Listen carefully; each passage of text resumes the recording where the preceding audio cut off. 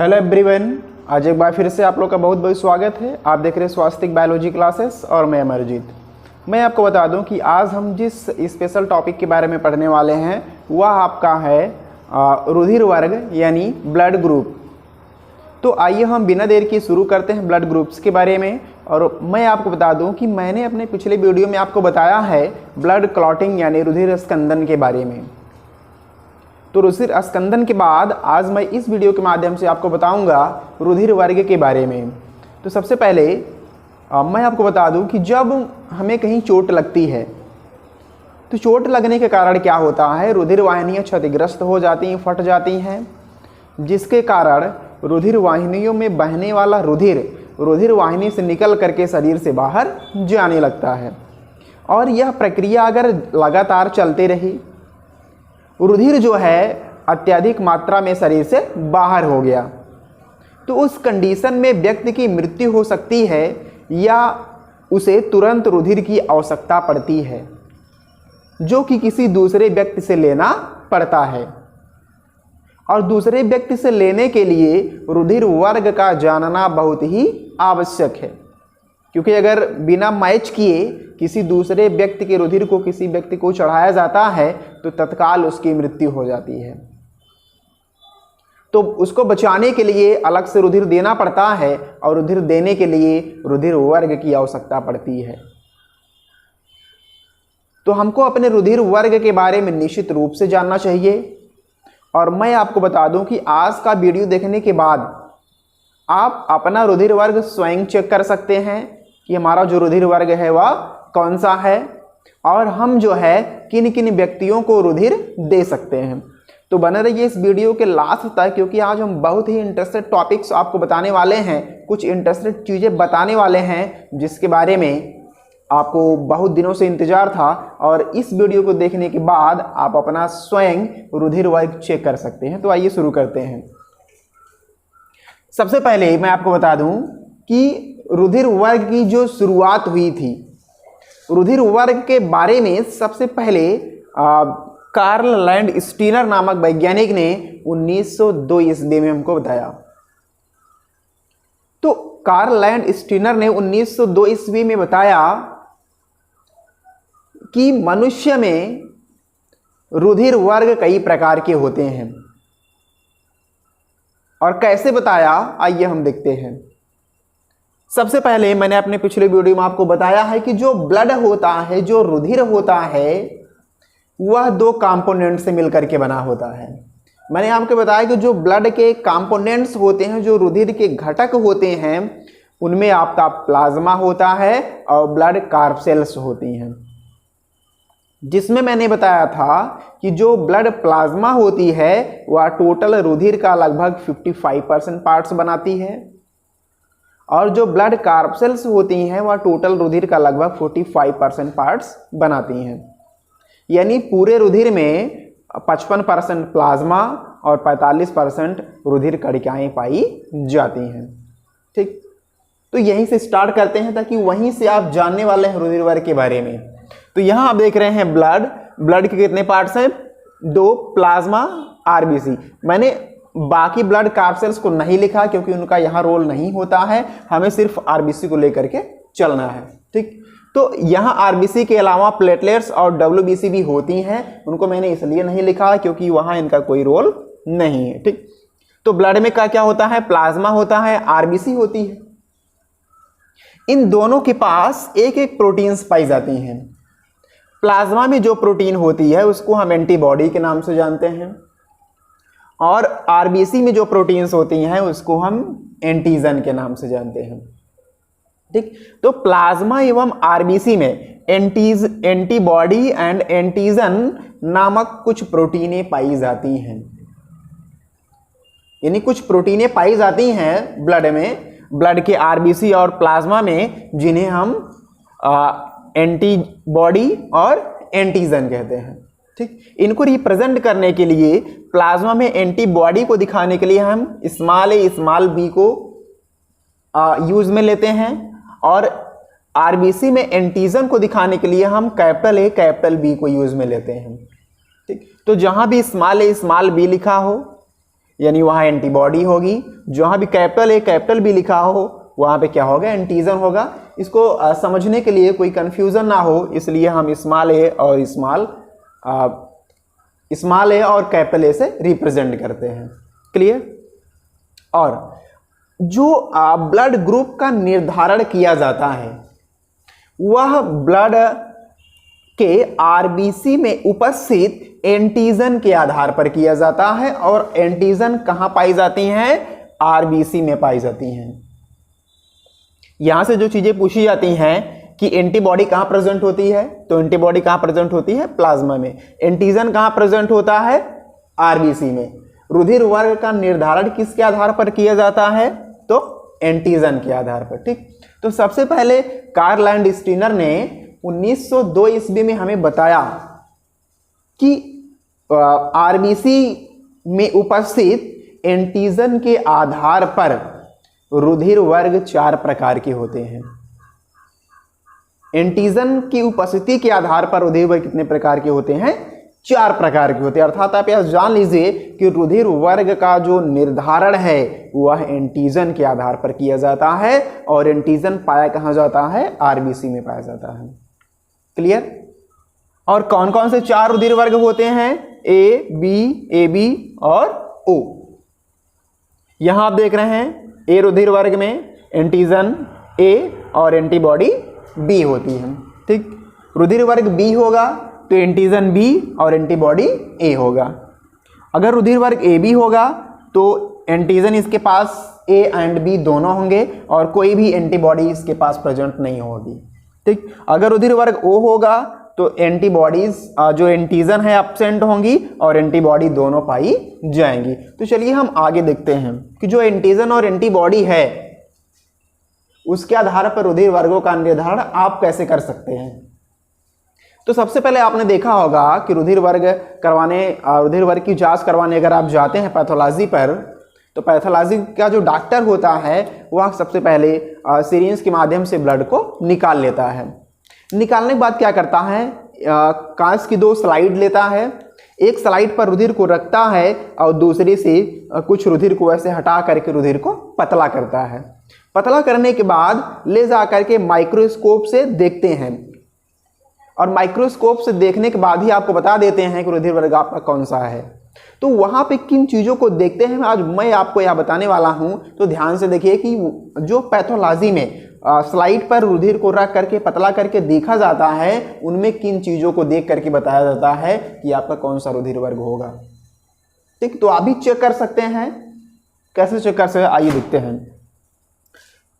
पहले चीज मैंने बताया कि जो रुधिर वर्ग का निर्धारण किया जाता है वह एंटीजन के आधार पर किया जाता है। ठीक। और एंटीजन कहाँ होती हैं, आरबीसी पर होती हैं। तो आरबीसी कैसे होती है, गोल आकार की, गोल या अंडाकार कोशिकाएं होती हैं जिसके पास केंद्रक एब्सेंट होता है। तो यह एक आरबीसी की सेल है और इस आरबीसी की सेल पर यह एंटीजन लगा है। और एंटीजन कैसा दिख रहा है, त्रिभुज आकार का दिख रहा है, तिकोना आपको दिख रहा है। तो अगर आरबीसी के ऊपर ऐसे त्रिभुज आकार की संरचनाएं दिखाई पड़ रही हैं, यानी जब आप रुधिर को माइक्रोस्कोप से देखेंगे तो अगर आरबीसी जो है, आरबीसी होता कहाँ है, प्लाज्मा में। पहले आपका ब्लड प्लाज्मा होगा और प्लाज्मा में आरबीसी जो है तैरती हुई पाई जाती है। जैसे आपने देखा होगा चाय में चाय पत्ती तैरती रहती है, तो उसी तरह से ठीक रुधिर प्लाज्मा में जो है आरबीसी तैरती रहती हैं। तो जब आप माइक्रोस्कोप से देखेंगे तो आरबीसी आपको तैरते हुई दिखाई पड़ेगी क्योंकि सर्वाधिक संख्या में रुधिर में आरबीसी पाई जाती है। ठीक। तो आरबीसी यह एक सेल है आरबीसी की। और अगर आरबीसी के ऊपर ऐसे त्रिभुज आकार की संरचनाएं आपको दिखाई पड़ रही हैं तो वह निश्चित रूप से रुधिर क्या होगा, रुधिर वर्ग ए का व्यक्ति होगा। ठीक। यानी यदि किसी व्यक्ति के रुधिर के आरबीसी पर ऐसे त्रिभुज आकार की संरचनाएं दिख रही हैं तो वह रुधिर वर्ग क्या होगा, ए होगा। ठीक।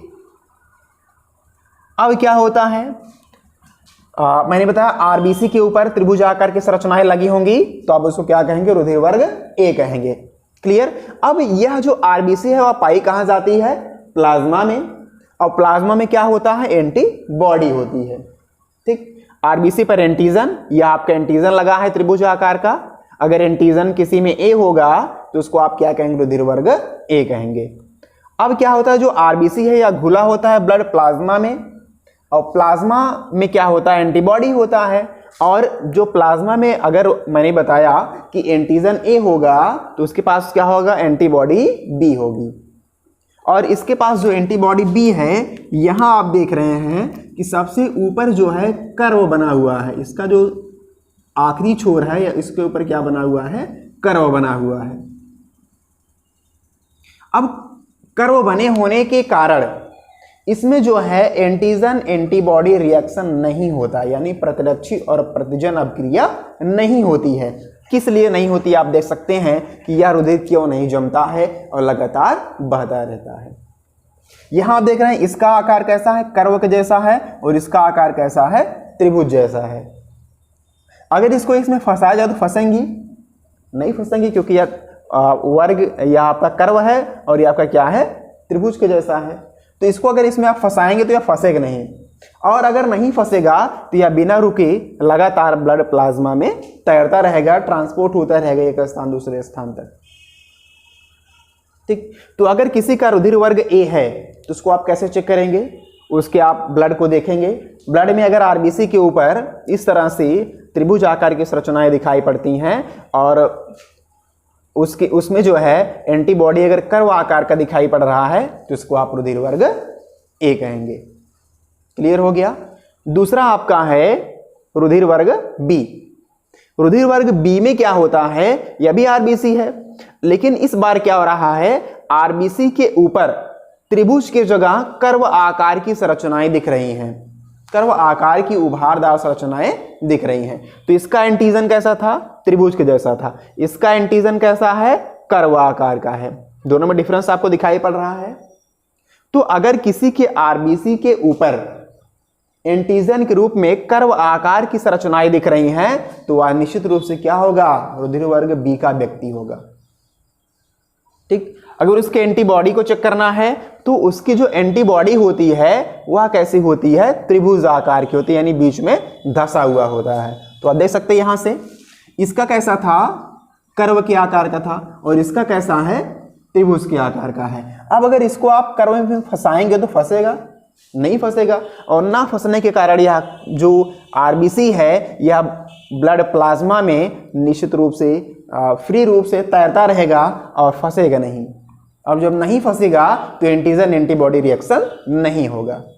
ठीक, अगर हम इसको उठा करके यहां कर दें और इसको उठा करके यहां कर दें तब क्या होगा, यह अगर इसको यहां कर देंगे तो इसका भी त्रिभुज आकार का है और इसका भी त्रिभुज आकार का है, यह जा करके इसमें क्या होगा, फंस जाएगा, और जब फंस जाएगा तो ब्लड क्लॉट कर जाएगी, यानी व्यक्ति की मृत्यु हो जाएगी। ठीक, इसीलिए हमेशा अगर एंटीजन ए है तो एंटीबॉडी बी होगा, अगर एंटीबॉडी बी है तो एंटीजन ए होगा, ताकि प्रतिजन प्रतिरक्षी अभिक्रिया ना हो और रुधिर बिना जमे लगातार बहता रहे। ठीक, दो रुधिर वर्ग क्लियर हुआ। कैसे आप पहचानेंगे, अगर आरबीसी के ऊपर एंटीजन के रूप में त्रिभुज आकार की संरचनाएं दिख रही हैं तो इसको आप रुधिर वर्ग ए बोलेंगे। अगर आरबीसी के ऊपर एंटीजन के रूप में कर्व के आकार की संरचनाएं दिख रही हैं तो उसको आप एंटीबॉडी तो उसको आप रुधिर वर्ग बी बोलेंगे। क्लियर। रुधिर वर्ग ए में एंटीबॉडी कैसा होता है, कर्व के जैसा होता है, और एंटीजन कैसा, रुधिर वर्ग बी में एंटीबॉडी कैसा होता है, त्रिभुज जैसा होता है। ठीक, अब आप आएंगे तीसरा जो रुधिर वर्ग है, इस पे आप देख रहे हैं क्या संरचनाएं दिखाई पड़ रही हैं। इसके ऊपर आप देख रहे हैं कि त्रिभुज वाला भी दिख रहा है और कर्व वाला भी दिख रहा है। ठीक, त्रिभुज वाला भी दिख रहा है और कर्व वाला भी दिख रहा है, यानी इसके पास एंटीबॉडी एंटीजन के रूप में दोनों है, यानी त्रिभुज वाला भी एंटीजन इसके पास लगा हुआ है और कर्व वाला भी एंटीजन इसके पास लगा हुआ है। अब यहां पे सोचने वाली बात है कि अगर इसमें से किसी भी प्रकार का एंटीबॉडी इसमें पाया जाता, यानी आप इसको अगर यहां रख सकते हैं या इसको यहां रख सकते हैं, अगर किसी भी एंटीबॉडी को यहां आप ले आएंगे तो क्या होगा, अगर इसको लाएंगे तो कर्व वाले में फंस जाएगा, इसको लाएंगे तो त्रिभुज वाले में फंस जाएगा, यानी दोनों कंडीशन में रुधिर का जमना तय है। तो नेचुरली क्या होता है, रुधिर वर्ग ए बी में किसी भी प्रकार का एंटीबॉडी नहीं पाई जाती है। तो रुधिर वर्ग ए बी की पहचान आप कैसे करेंगे? अगर आप ब्लड को देख रहे हैं, अगर आरबीसी के ऊपर त्रिभुज एवं कर्व दोनों आकार की संरचनाएं आपको दिख रही हैं, तो उसको आप बोलेंगे रुधिर वर्ग ए बी। और रुधिर वर्ग ए बी में ना तो एंटीबॉडी, किसी भी प्रकार की एंटीबॉडीज नहीं पाई जाती हैं, ना तो ए ना तो बी, लेकिन इसके पास एंटीजन दोनों होता है। तो रुधिर वर्ग ए बी के पास क्या होगा, एंटीजन दोनों पाए जाएंगे, एंटीजन ए और बी दोनों प्रेजेंट होंगे, और इसके पास किसी भी प्रकार का एंटीबॉडी प्रेजेंट नहीं होगा, जिसके कारण इसमें भी प्रतिजन प्रतिरक्षी अभिक्रिया नहीं होती है। आरबीसी बिना रुके ब्लड प्लाज्मा में तैरता रहता है। क्लियर? अगला जो आपका चौथा रुधिर वर्ग है वह क्या है, ओ है। और इसमें आप क्या देख रहे हैं, ना तो त्रिभुज वाली संरचना है ना तो कर्व वाली संरचना है, यानी यह बिल्कुल खाली दिखाई पड़ रहा है। खाली दिखने का मतलब क्या है, इसके पास कोई एंटीजन नहीं है, ना तो एंटीजन ए ही है और ना तो एंटीजन बी ही है। तो जब किसी प्रकार के आरबीसी में, यानी या जब किसी व्यक्ति के रुधिर के आरबीसी में दोनों प्रकार के एंटीजन आपको ना दिखाई पड़े, आरबीसी जो है ऐसे नग्न अवस्था में दिखाई पड़े, तो वह रुधिर वर्ग ओ का व्यक्ति होगा। और रुधिर वर्ग ओ का व्यक्ति होगा तो उसमें एंटीबॉडी के रूप में ए भी प्रेजेंट होगा और बी भी प्रेजेंट होगा। ठीक, तो रुधिर वर्ग ओ के व्यक्ति में एंटीजन एब्सेंट होता है और एंटीबॉडी दोनों प्रेजेंट होती हैं। यानी इसमें क्या होगा, जब ना तो कर्व वाला है और ना तो त्रिभुज वाला है, तो कोई भी इसके साथ जाकर के फंसेगा नहीं, और जब नहीं फंसेगा तो आरबीसी जो है अपना स्वतंत्र रूप से ब्लड प्लाज्मा में तैरता रहेगा। ठीक, तो पहचान आप कर सकते हैं अपने रुधिर वर्ग की। स्वयं कैसे करेंगे, ब्लड को निकालेंगे, स्लाइड पर रखेंगे, दूसरे स्लाइड से रगड़ करके उसको पतला करेंगे, पतला करने के बाद माइक्रोस्कोप पर ले जाकर के रखेंगे, माइक्रोस्कोप से देखेंगे तो आप आरबीसी का निरीक्षण करेंगे, यानी जो गोल कोशिकाएं दिखाई पड़े उस पर आप अपना फोकस करेंगे। फोकस करने के बाद आप इसको चेक करेंगे कि उसके ऊपर अगर त्रिभुज आकार की संरचना दिख रही है तो रुधिर वर्ग ए, उसके ऊपर अगर कर्व आकार की संरचना दिख रहे हैं तो रुधिर वर्ग बी, अगर दोनों संरचनाएं लगी हैं तो ए बी, कोई भी संरचना नहीं लगी है तो ओ। एंटीबॉडी को ध्यान देंगे, एंटीबॉडी इसका कर्व जैसा होता है, इसका एंटीबॉडी त्रिभुज जैसा होता है, इसमें कोई एंटीबॉडी नहीं, इसमें दोनों एंटीबॉडीज प्रेजेंट होती हैं। ठीक, वही यहां आपको बताया गया है। अगर रुधिर वर्ग ए होगा तो एंटीजन ए, एंटीबॉडी बी, रुधिर वर्ग बी होगा तो एंटीजन बी, एंटीबॉडी ए। क्लियर? रुधिर वर्ग ए बी होगा तो एंटीजन दोनों होंगे, यानी यह भी है और यह भी है, एंटीबॉडी एब्सेंट। ठीक, अगर रुधिर वर्ग ओ होगा तो एंटीजन एब्सेंट, एंटीबॉडी दोनों प्रेजेंट है। तो इस तरह से मानव में 4 प्रकार के रुधिर वर्ग पाए जाते हैं। ठीक, और मैं आपको बता दूं कि जो एंटीबॉडीज होती हैं, इनका मुख्य कार्य होता है शरीर को रोग प्रतिरोधक क्षमता प्रदान करना, यानी रोगों से लड़ना। तो वहां पे हम थोड़ा सा फोकस करते हैं और देख लेते हैं। इसके पास देखिए एंटीबॉडी बी है, इसका एंटीबॉडी ए है, इसके पास कोई नहीं है, इसके पास दोनों हैं। तो आप बताइए इसमें से रोगों से लड़ने में सबसे ज्यादा सक्षम कौन सा रुधिर वर्ग होगा? तो रुधिर वर्ग कौन होगा? ओ होगा, क्योंकि इसके पास रोगों से लड़ने के लिए दोनों एंटीबॉडीज मौजूद हैं, एंटीबॉडी ए भी और एंटीबॉडी बी भी। इसीलिए जो रुधिर वर्ग ओ के व्यक्ति होते हैं वे ज्यादा बीमार नहीं होते हैं। ज्यादा बीमार ना होने का कारण है कि उनके पास फाइट करने के लिए दोनों प्रकार की एंटीबॉडीज पाई जाती हैं, एंटीबॉडी ए भी और एंटीबॉडी बी भी। अब आप पूछेंगे सर जो ए बी है इसका क्या होता होगा, क्योंकि इसके पास तो कोई एंटीबॉडी नहीं है। तो मैं आपको बता दूं कि जो रुधिर वर्ग AB के व्यक्ति होते हैं वह और व्यक्तियों की अपेक्षा ज़्यादा बीमार पड़ते हैं, और ज़्यादा बीमार पड़ने का कारण है क्योंकि इनके पास लड़ने के लिए एंटीबॉडीज़ नहीं हैं। ठीक, तो सबसे कम बीमार होंगे O वाले, सबसे ज़्यादा बीमार होंगे कौन? AB वाले। इनके पास लड़ने की क्षमता है, इनके पास भी लड़ने की क्षमता है, लेकिन इनकी अपेक्षा कम है। ठीक, तो इस प्रकार से मानव में 4 प्रकार के रुधिर वर्ग पाए जाते हैं। कौन कौन से? ए बी और O। इसका निर्धारण कैसे हुआ आपने विस्तृत रूप से देखा। अब मैं आपको बता देता हूं कि जब हमें रुधिर की आवश्यकता पड़ती है या जब हमारा शरीर से रुधिर जो है ज़्यादा मात्रा में बाहर निकल जाता है, तो उस कंडीशन में हमें अलग से रुधिर लेने की आवश्यकता पड़ती है। लेकिन उसके लिए व्यक्ति को रुधिर वर्ग मैच करना बहुत ही आवश्यक होता है, क्योंकि अगर दूसरे व्यक्ति का रुधिर वर्ग किसी दूसरे रुधिर वर्ग का रुधिर किसी दूसरे व्यक्ति को चढ़ा देंगे तो उस कंडीशन में क्या होगी? उसकी मृत्यु हो जाएगी, यानी जो रुधिर है वह जम जाता है। तो दूसरे रुधिर वर्ग के व्यक्ति का रुधिर चढ़ाने पर रुधिर जमता कैसे, इसको आप देख लीजिए, ध्यान से देखिए। यहां आप देख रहे हैं त्रिभुज है, यहां क्या है? वक्र है। अब दोनों को मिलाएंगे तो नहीं मिलेगा, अर्थात नहीं जमेगा। इसमें भी मिलाएंगे तो नहीं मिलेगा, नहीं जमेगा। इसमें कोई है ही नहीं इसलिए नहीं जमेगा, इसमें एंटीजन ही नहीं इसलिए नहीं जमेगा। यानी ये चारों अपने अपने में स्वतंत्र हैं, अपने अपने में कभी नहीं जमते हैं। लेकिन अगर हमने रुधिर वर्ग ए वाले रुधिर को बी वाले को चढ़ा दिया, यानी एक ऐसा व्यक्ति है जिसका रुधिर वर्ग ए है और एक ऐसा व्यक्ति जिसका रुधिर वर्ग बी है, तो हमने क्या किया? रुधिर वर्ग ए के व्यक्ति का रुधिर वर्ग बी वाले को चढ़ा दिया। तो उस कंडीशन में क्या होगा? एंटीजन एंटीबॉडी रिएक्शन होना प्रारंभ हो जाएगा। और एंटीजन एंटीबॉडी रिएक्शन कैसे होता है मैं आपको बताता हूं। अब देखिए, जब आप इसका यहां चढ़ा दिए तो यह तो जाएगा ही, एंटीबॉडी को भी लेकर जाएगा।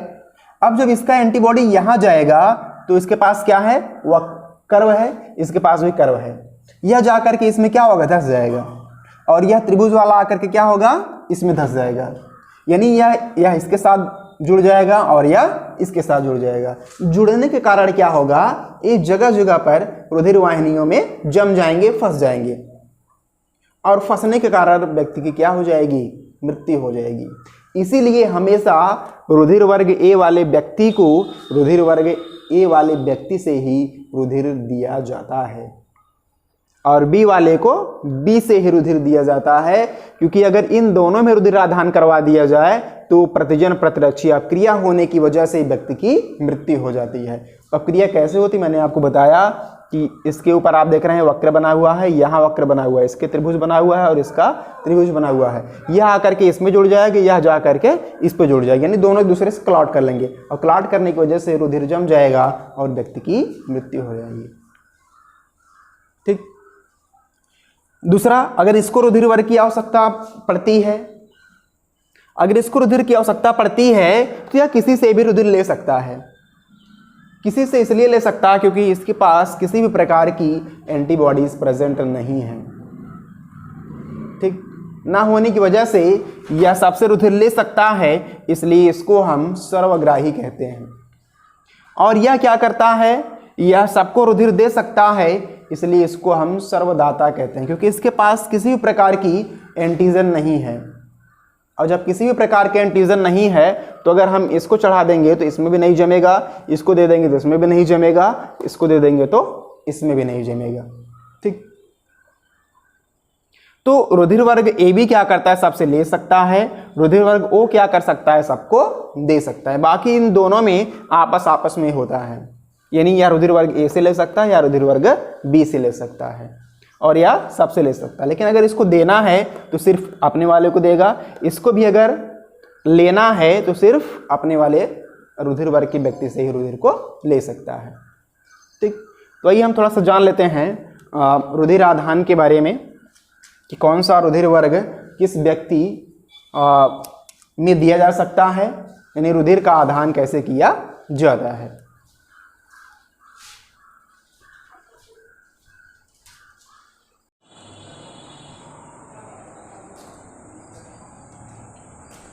तो भी मैंने आपको बताया रुधिर वर्ग कैसे ज्ञात किए जाते हैं, अर्थात अपना रुधिर वर्ग आप कैसे चेक करेंगे।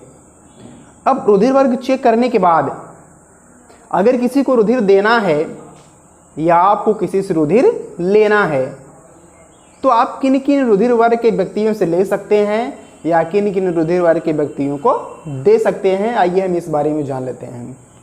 ठीक, तो मैंने आपको बताया कि 4 तरह के रुधिर वर्ग होते हैं, ए बी एंड ओ। अब क्या होता है रुधिर आधान। रुधिर आधान का मतलब होता है जब हमारे शरीर में रुधिर की मात्रा सामान्य से कम हो जाती है या सामान्य से कम होने की दशा में हमें क्या करना पड़ता है, किसी दूसरे व्यक्ति से रुधिर को लेना पड़ता है। तो शरीर में सामान्य से कम रुधिर होने पर दूसरे व्यक्तियों से रुधिर को लेने की प्रक्रिया को रुधिर आधान कहा जाता है। ठीक, तो अगर हमको रुधिर आधान करना है, किसी दूसरे व्यक्ति से रुधिर को लेना है, तो आप कैसे लेंगे, आइए देखते हैं। यदि किसी का रुधिर वर्ग ए है, यदि किसी का रुधिर वर्ग ए है तो वह क्या करता है, रुधिर वर्ग ए वाले व्यक्ति को अपना रुधिर दे सकता है। ठीक, यानी यदि किसी का रुधिर वर्ग ए है तो वह अपना रुधिर सिर्फ किसको दे सकता है, रुधिर वर्ग ए वाले व्यक्ति को। ठीक, दूसरा, यदि किसी का रुधिर वर्ग बी है तो यह भी अपना रुधिर सिर्फ रुधिर बी वाले व्यक्ति को ही दे सकता है। यानी यदि किसी का रुधिर वर्ग ए है तो वह रुधिर वर्ग ए ही को दे सकता है, अगर किसी का रुधिर वर्ग बी है तो वह रुधिर वर्ग बी ही को दे सकता है। ना तो यह इसको दे सकता है और ना ही यह इसको दे सकता है। क्यों नहीं दे सकता है, मैंने अपने अभी आगे आपको बताया कि इनमें क्या होता है, प्रतिरक्षी प्रतिजन अभिक्रिया हो जाती है जिससे का रुधिर जम जाता है और व्यक्ति की मृत्यु हो जाती है। ठीक, तीसरा है यदि किसी का रुधिर वर्ग ए बी है तो यह सिर्फ रुधिर वर्ग ए बी वाले व्यक्ति को ही दे सकता है। ठीक, यानी तीसरी बार भी अगर किसी का रुधिर वर्ग ए बी रुधिर वर्ग का है तो वह सिर्फ रुधिर वर्ग ए बी वाले व्यक्ति को ही अपना रुधिर दे सकता है। ठीक, चौथा, यदि किसी का रुधिर वर्ग ओ है तो यह अपना रुधिर वर्ग ए को भी, रुधिर वर्ग बी को भी, रुधिर वर्ग ए बी को भी और रुधिर वर्ग ओ को, सारे लोगों को दे सकता है। यदि किसी का रुधिर वर्ग ओ है तो वह ए को भी दे सकता है, बी को भी दे सकता है, ए बी को भी दे सकता है और ओ को भी दे सकता है। इसलिए हम रुधिर वर्ग ए वाले व्यक्ति को यूनिवर्सल डोनर कहते हैं, सर्वदाता कहते हैं। सर्वदाता इसलिए कहते हैं क्योंकि इसके पास एंटीजन एब्सेंट होती हैं और किसी भी प्रकार का एंटीजन ना होने की दशा में यह अपना रुधिर वर्ग चारों प्रकार के व्यक्तियों को दे सकता है, यानी ए बी और ओ को सबको देने की वजह से इसको सर्वदाता के नाम से जाना जाता है। ठीक, अब बात आती है लेने की। अभी तो देने की बात थी, अगर इनको आवश्यकता पड़ गई तो यह सिर्फ रुधिर वर्ग ए वाला व्यक्ति रुधिर वर्ग ए से ही ले सकता है, बी वाला बी से ही ले सकता है। लेने की बात आई तो यह इसी को देगा और इसी से लेगा, बी वाला भी क्या करेगा, इसी से लेगा और इसी को देगा, यानी इनके ग्रुप के मध्य ही रुधिर का आदान होगा। अगर किसी का रुधिर वर्ग ए बी है तो यह देगा तो सिर्फ ए बी को, लेकिन लेने के लिए यह ए से भी ले सकता है, बी से भी ले सकता है, ए बी से भी ले सकता है और ओ से भी ले सकता है। तो इसलिए इसको हम यूनिवर्सल रेसिपिएंट के नाम से जानते हैं, सर्वग्राही के नाम से जानते हैं। सर्वग्राही यह इसलिए होता है क्योंकि इसके पास एंटीबॉडीज एब्सेंट होती हैं। एंटीबॉडीज एब्सेंट होने के कारण यह किसी भी रुधिर वर्ग के व्यक्ति से रुधिर वर्ग को ले सकता है, इसलिए इसको सर्वग्राही रुधिर वर्ग के नाम से जाना जाता है। तो सर्वदाता कौन है? ओ। सर्वग्राही कौन है? A B. क्यों सर्वदाता है? क्योंकि इसके पास एंटीजन एब्सेंट है। यह सर्वग्राही क्यों है? क्योंकि इसके पास एंटीबॉडी एब्सेंट है। ठीक, यह हो गया रुधिर आदान। अगला आपका आता है आरएस फैक्टर। आरएस फैक्टर का भी मुख्य योगदान होता है रुधिर आदान में। तो आरएस फैक्टर के बारे में सबसे पहले लैंडस्टीनर एवं वीनर नामक वैज्ञानिक ने 1940 में बताया था। 1940 में लैंडस्टीनर एवं वीनर ने एक ऐसे बंदर में रुधिर वर्ग की जांच की जिसको हम रीसेस मंकी यानी रीसेस बंदर के नाम से जानते हैं। यह लाल मुख वाला बंदर होता है। आपने देखा होगा जो लाल मुख वाले बंदर होते हैं उसको हम क्या कहते हैं? रीसेस बंदर कहते हैं। तो सबसे पहले लैंडस्टीनर एवं वीनर ने उसी रीसेस बंदर के ब्लड में कुछ ऐसे प्रतिजन की खोज की, यानी प्रतिजन होते कहाँ हैं? लाल रुधिर कणिकाओं में। तो वीनर एवं लैंडस्टीनर ने 1940 में लाल रुधिर कणिकाओं में अन्य प्रकार के प्रतिजन की खोज की। तो 1940 में रीसेस बंदर के अंदर लैंडस्टीनर एवं वीनर ने कुछ ऐसे प्रतिजन की खोज की जो कि बंदर के साथ साथ मनुष्यों में भी पाए जाते थे, यानी यह पहले के प्रतिजन से अलग थे। जैसे मैंने पहले आपको बताया था कि यह होती है आरबीसी और इसके ऊपर अगर वक्र के रूप में प्रेजेंट है तो यह होता है रुधिर वर्ग बी। लेकिन आरएच फैक्टर के बाद रिसर्च में जो उन्होंने देखा कि इसमें क्या होता है, इसके अलावा कुछ ऐसे चौकोर आकार के भी प्रोटीन्स यानी प्रतिजन पाई जाती हैं। तो इसको देख करके इन्होंने बहुत सारे बंदरों का सैंपल लिया और इन्होंने देखा कि कुछ बंदरों में यह प्रतिजन पाई जाती थी और कुछ में नहीं पाई जाती थी। यानी इसके पहले मैंने बताया कि वक्र के रूप में प्रतिजन की खोज हुई थी, त्रिभुज वाले प्रतिजन की खोज हुई थी। लेकिन इस बार रिसर्च में क्या इन्होंने देखा कि एक तीसरा प्रकार का जो प्रतिजन है ऐसे चौकोर स्थिति में यहाँ पर लगा होता है, चौकोर ऐसे लगा होता है, जो क्या है दोनों से भिन्न है। अब इसके आधार पर इन्होंने क्या किया कि मनुष्यों में क्या देखा या बंदरों में भी देखा कि कुछ बंदरों में यह प्रेजेंट था और कुछ बंदरों में यह प्रेजेंट नहीं था। मनुष्य में भी यह चीजें पाई जाती हैं। तो इन्होंने क्या देखा कि जिस मनुष्य में यह प्रतिजन पाई जाती है उसको हम आरएच धनात्मक कहते हैं और जिस मनुष्य में यह प्रतिजन नहीं पाई जाती है उसको हम आरएच ऋणात्मक कहते हैं। आरएच हम इसको क्यों कहते हैं? क्योंकि यह रीसेस मंकी में देखा गया था। इसके दोनों फर्स्ट लेटर को निकाल करके यानी इसी आरएच को निकाल करके इसको आरएच फैक्टर के नाम से जाना जाता है। आरएच का मतलब कुछ नहीं होता, बस आरएच का मतलब होता है कि रीसेस मंकी में देखा गया था। आरएच फैक्टर यानी जिस मनुष्य में यह वाली प्रतिजन पाई जाएंगी उसको आप आरएच धनात्मक कहेंगे और जिसमें नहीं पाई जाएंगी उसको आप आरएच ऋणात्मक कहेंगे। तो कुछ मनुष्यों में यह पाई जाती है, कुछ मनुष्यों में यह नहीं पाई जाती है और इसी के आधार पर हम रुधिर वर्ग को 3 की बजाय 6 वर्गों में डिवाइड करते हैं, जिसको हम A positive, B positive, A B positive और ओ पास टू के नाम से जानते हैं। फिर जब जिसमें नहीं पाया जाता है उसको A negative, B negative, A B negative, O negative के नाम से जानते हैं। ठीक, इतना क्लियर हुआ। अब क्या होता है आगे, अगर किसी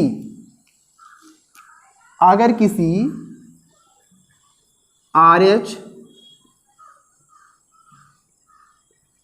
पॉजिटिव, अगर किसी RH पॉजिटिव वाले व्यक्ति का रुधिर RH निगेटिव को दे दिया जाता है,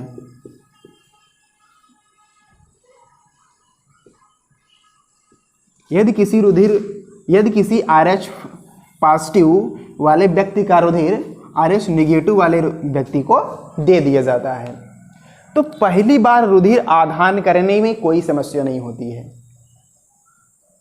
तो जैसे ही यह पॉजिटिव वाला रुधिर निगेटिव वाले रुधिर में चढ़ाया जाता है कि प्रतिजन प्रतिरक्षी अभिक्रियाएं होना प्रारंभ कर देती हैं, लेकिन पहली बार रुधिर को लेने में कोई समस्या नहीं होती है। लेकिन अगर यही प्रक्रिया दोबारा दोहराई गई तो व्यक्ति की तुरंत मृत्यु हो जाती है, क्योंकि रुधिर का थक्का जम जाता है।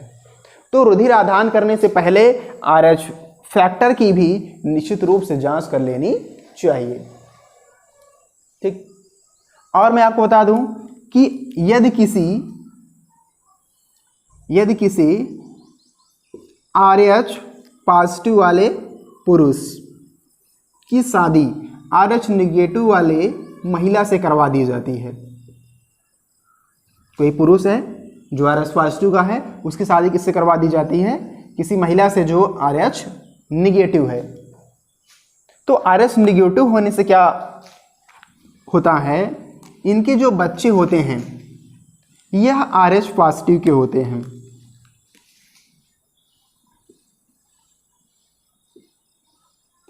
यह क्या होते हैं? RH पॉजिटिव के होते हैं। यह इनके सन, इनके जो बच्चे होते हैं वह क्या होते हैं? RH पॉजिटिव के होते हैं। तो यदि कोई पुरुष RH निगेटिव वाले महिला से शादी करता है तो उसके जो बच्चे होते हैं वह RH पॉजिटिव के होते हैं। लेकिन क्या होता है कि जब पहला बच्चा उत्पन्न होता है तो पहले बच्चे में प्रतिरक्षी जो है नॉर्मल होते हैं, नहीं पाए जाते हैं। लेकिन जब दूसरी बार भ्रूण का निर्माण होता है तो भ्रूण जो है 2-3 महीने के अंदर ही गर्भाशय के अंदर मर जाता है, जिसको हम कहते हैं इरिथ्रोब्लास्टोसिस्ट।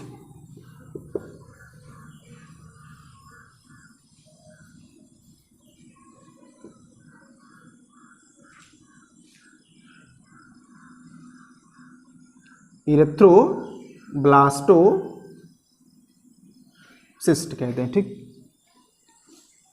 यानी जब RH पॉजिटिव वाला व्यक्ति RH निगेटिव वाले महिला से शादी करता है तो पहले बच्चे क्या होते हैं? RH पॉजिटिव होते हैं। लेकिन जब दूसरा बच्चा उत्पन्न होता है तो वह क्या होता है? 2-3 महीने के अंदर ही भ्रूणीय अवस्था में ही मर जाता है।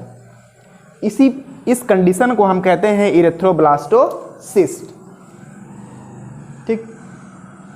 तो इस तरह से आपका कंप्लीट हुआ ब्लड ग्रुप्स, रुधिर वर्ग और RH फैक्टर के बारे में। तो आप पढ़ते रहिए लगातार स्वास्थ्य बायोलॉजी क्लासेस में, क्योंकि यहाँ आपको स्टेप बाय स्टेप पूरे चैप्टर की जानकारी मिलने वाली है। सारी वीडियोस आपको मिलने वाले हैं, तो लगातार जुड़े रहिए। चैनल को सब्सक्राइब कर लीजिए, लाइक और शेयर जरूर करिए।